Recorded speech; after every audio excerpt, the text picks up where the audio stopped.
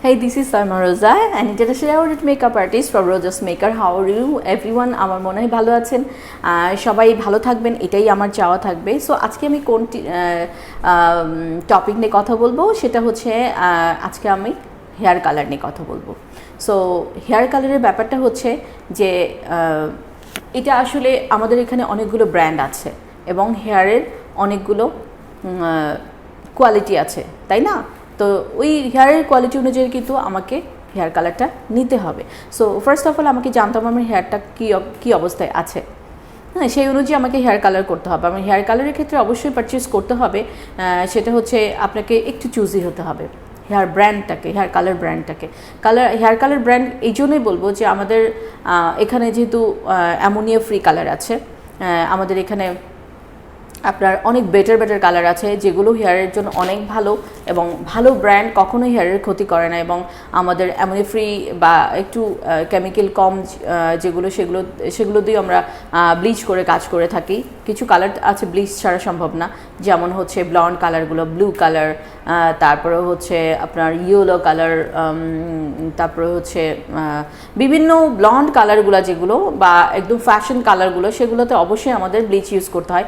But এই ব্লিচগুলো অবশ্যই harmful না আপনাদের হেয়ারের জন্য। বাট একটা কথা, সেটা হচ্ছে যে আপনার হেয়ারটা যদি খুব ড্যামেজ হয়ে থাকে সেক্ষেত্রে আপনাকে বেছে নিতে হবে ভালো একটা ব্র্যান্ড, এবং আমাকে চয়েস করতে হবে আপনার হেয়ার কালার করার জন্য। এবং আমার হেয়ার কালার করার জন্য এক্সট্রা প্রসেস আছে, সেই প্রসেসগুলো আপনাকে মেনটেন করে আমার সাথে দেখা করতে হবে এবং আমার বুকিংটা নিতে হবে।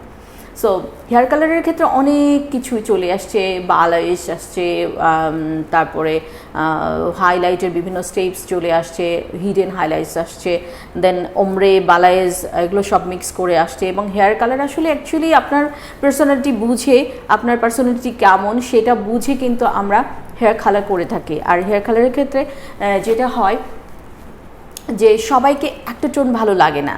আপনি একজনকে দেখেছেন তার টোনটা আপনাকে ভালো নাই লাগতে পারে, বিকজ আপনার স্কিন কালারটা কেমন হতে পারে। স্কিন যদি আপনার ডার্ক হয় তো ডার্ক টোনের জন্য যেটা যাবে সেটা নিশ্চয়ই আপনি ঘরে বসে নিজে বুঝতে পারবেন না। এবং আপনি যদি সবসময় আপনাকে মেকআপ নিয়ে বাড়িয়ে যেতে হয়, সেক্ষেত্রে আপনি আপনার হেয়ার কালারের টোনটা কীভাবে করবেন সব কিছু সাজেশন এখানে এসে আপনি আমার সাথে কথা বলে নিতে পারবেন, এবং আমি আপনাকে টোনটা বুঝে কালার করে দিতে পারবো, এবং কী ধরনের কালার, কী টেকনিকগুলো আপনার সাথে যাবে সেটাও আপনি জানতে পারবেন।